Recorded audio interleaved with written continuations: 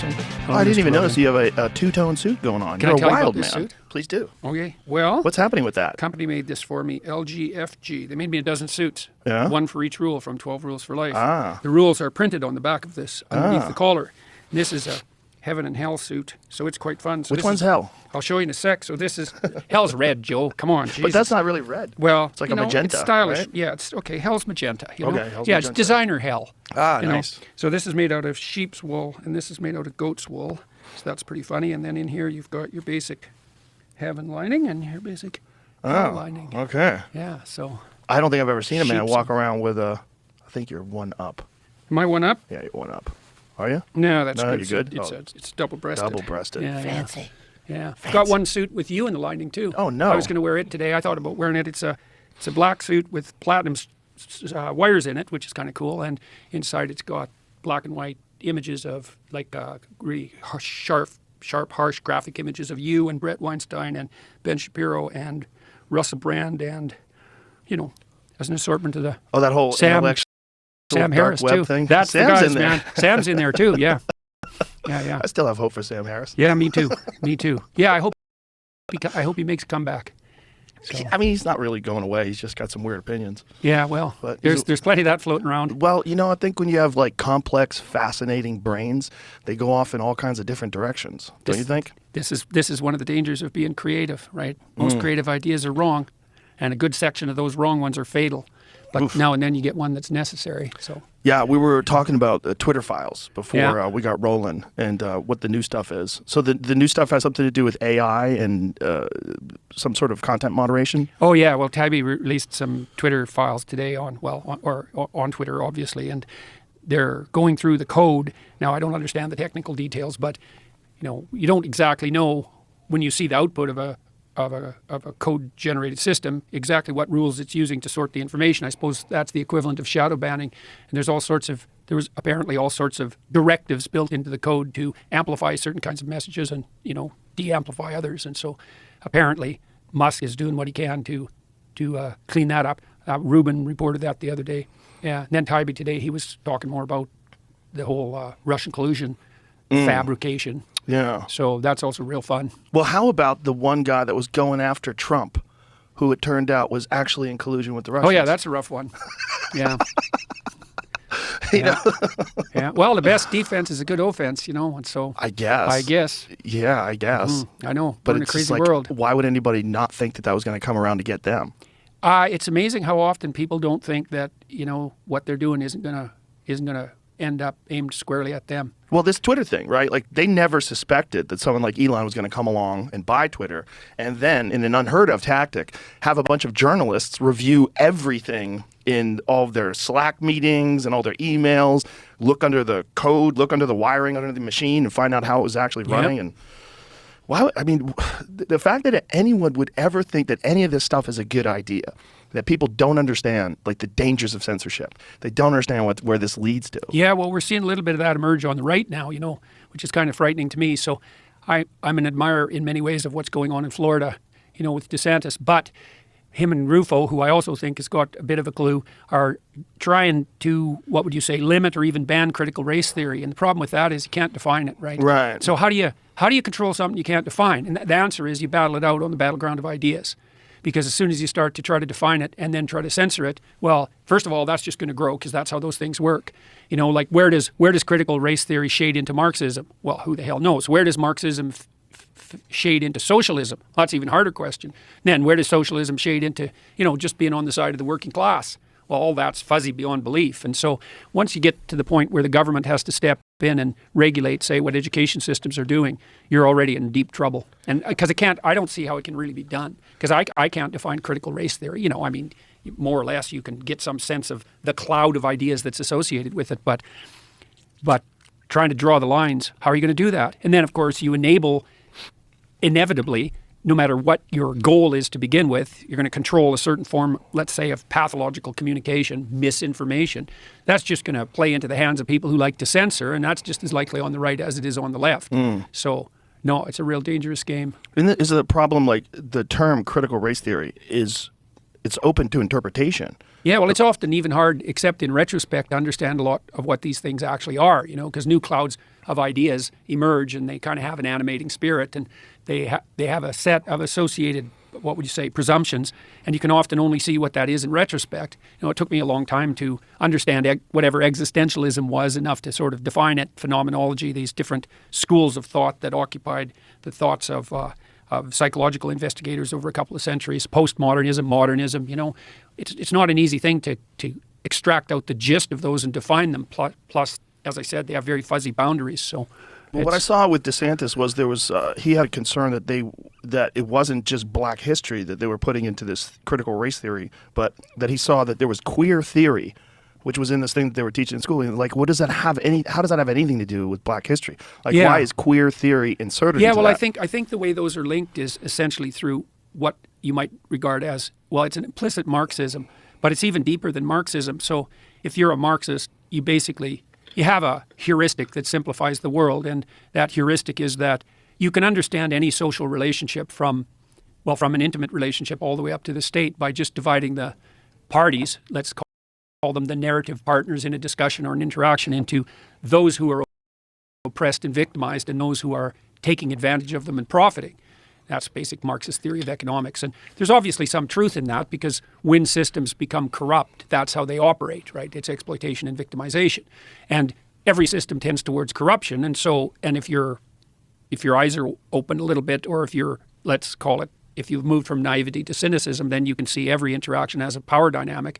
And then that drives, as soon as you have that established, that idea that the basic relationship is one of power, well, then you can see, well, there's no difference between what's happened to queer people in relationship to those in power and what's happened to Black people in relationship to those in power. But it's united by that underlying, that's why I always make a case for the domination of something like postmodernism and Marxism. I've been criticized for that, but I think it's an accurate association. The postmodernists figured out, and they were right about this, that we see the world through a story.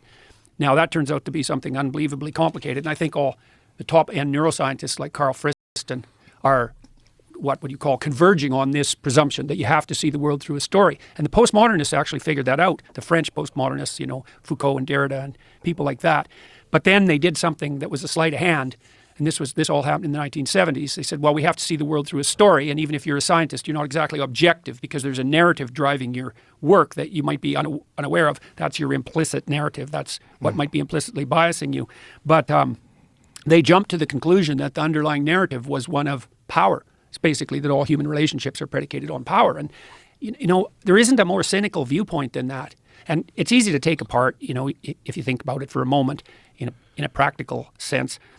If your marriage is just based on power, first of all, it's an unpleasant place because it's tyrant and slave. And second, good luck with that, because people aren't that easy to tyrannize, maybe you have a willing slave in your wife, but I doubt it. If you're just trying to play power games with her, she's going to fight back with everything she's got. And then if you have friends, it's like, that's a relationship of mutual exploitation, is it? Then you're just a bully with henchmen, and they're going to stab you in the back the first chance they get. You're a mob man. You're a mob leader. Yeah. Well, worse than that even. A dictator. Yeah. You're a dictator. And people say, well, look at how successful dictator psychopaths can be. But I look at them and I think, well, if that's your definition of success. Yeah, man. What is success? I mean, how are you're you the biggest devil fulfilled? in hell. Yeah. Are you happy? Yeah. Right. This episode is brought to you by Black Rifle Coffee. Make your life a little easier by joining Black Rifle's Coffee Club. Just pick your favorite roast, how much you want, set your delivery schedule, and boom, delicious coffee shows up at your door with no shipping fees.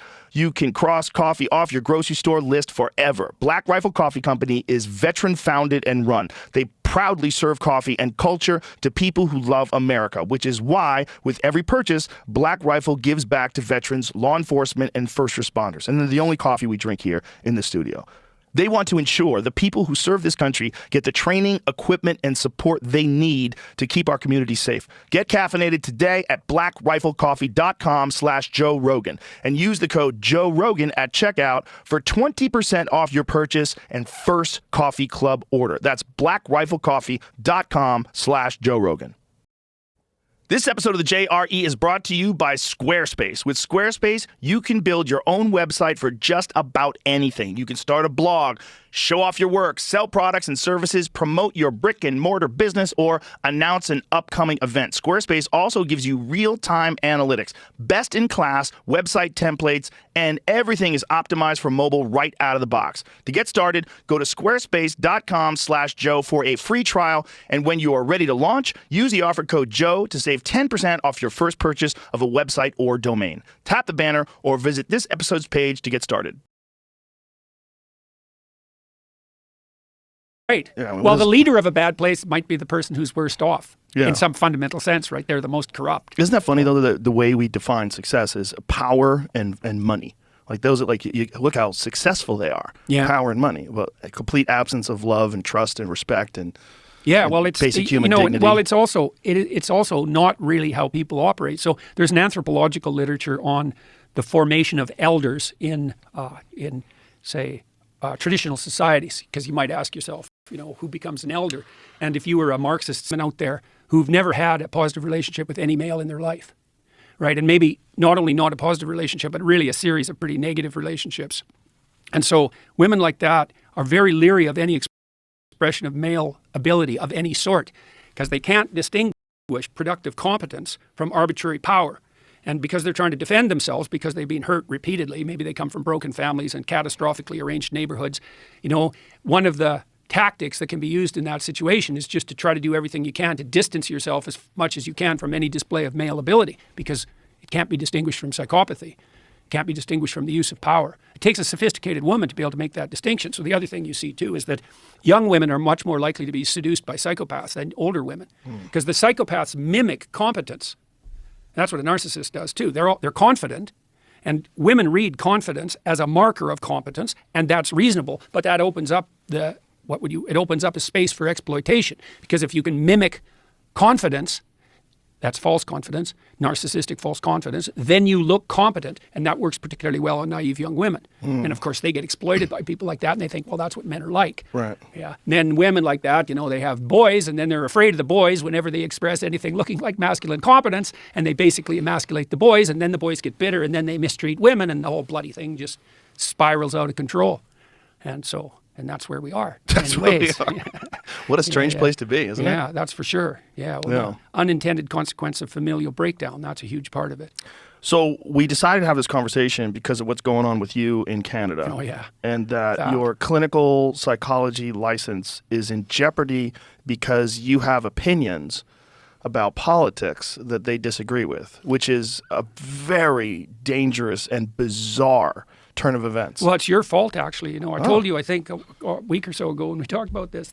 Okay, so let me give you some background here. So I want to know how it's my fault. I will. I'll tell you. A lot of things are your fault, as it turns out. Oh, no. Yeah. So the College of Psychologists has basically levied what are equivalent to about 13 lawsuits against me simultaneously. Now, the reason I call them lawsuits is because they're actions undertaken on behalf of a complainant.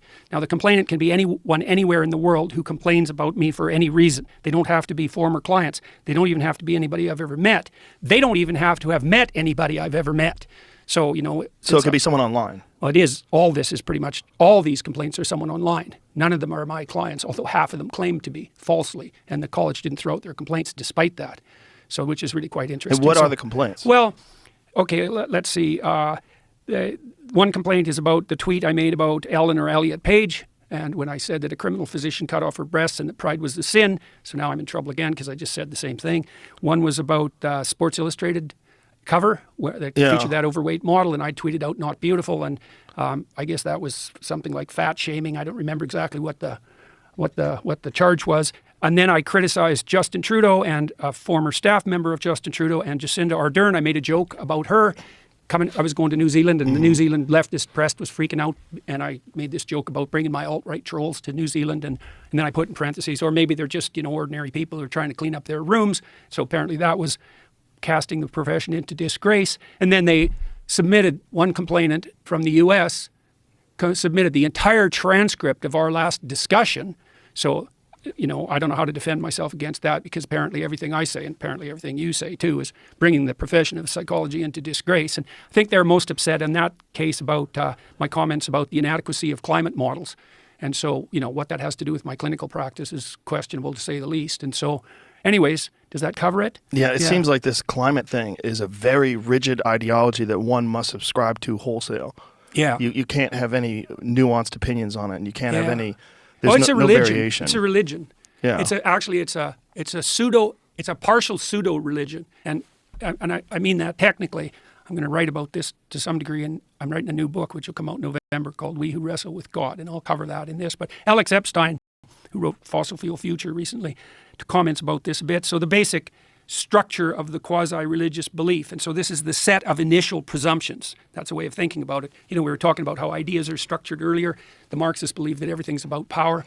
There's a narrative at the base of any belief system, and the climate pseudo-religion is based on characterization of nature as something like a hapless, hapless, defenseless, fragile virgin. The industrial activity of mankind is characterized as something like a rapacious, power-mad, demolisher of natural virginity and beauty, and then the human being the individual is characterized as nothing but a devouring mouth whose activity runs contrary to the untrammeled beauty of the planet, and that supports the activity of the tyrannical patriarchy. That's basically it. And so the reason that narrative has force is because it draws on underlying religious archetypes. And so to characterize the world properly, you do need to characterize the positive aspect of nature, because you have to live in something approximating a reciprocal harmony with nature. Because if you just eat everything and devour everything in your local landscape, well, then you die. So that's a bad idea. So you have to have some sense of the value of nature. Now you also have to have some sense of the fact that if you were dropped in the jungle naked in the Amazon, you'd be dead in about 48 hours. So you also need a figure to characterize the negative element of nature, and that's completely absent from the environmental myth. That's part of what makes it pathological. And then with regard to the rapacious tyranny, let's say, well, any industrial system or any human organization can exploit the natural world to the point where that's not sustainable, and it can become oppressive and tyrannical. That's the evil king, ancient part of religious mythology going back as far back as we can chase it. So you need a representation of the negative aspect of society, because you send your kids to school and they kind of get turned into these cookie cutter kids, and that crushes their innate, difference and beauty, and it's all the pain of having to be socialized. And you have to understand that there is this oppressive element of culture.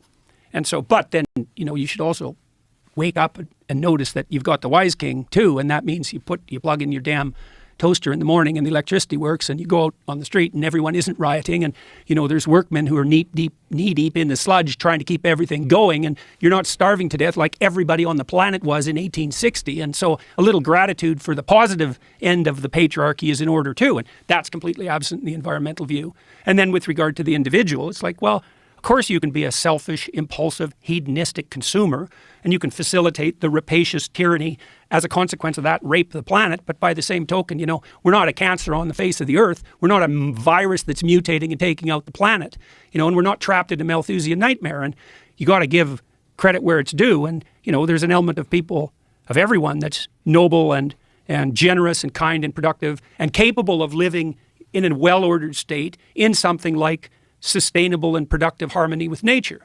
You only get half that story. Now, if you have no comprehensive underlying cultural narrative, which is increasingly the case in our society, and someone offers you, when you're a teenager, half the religious story, that'll just snap you up in a second, because it helps you order your relationship with the world. It gives you a pathway too, eh? So Jean Piaget, the great developmental psychologist, he called the last stage of adolescence the messianic period, the messianic stage.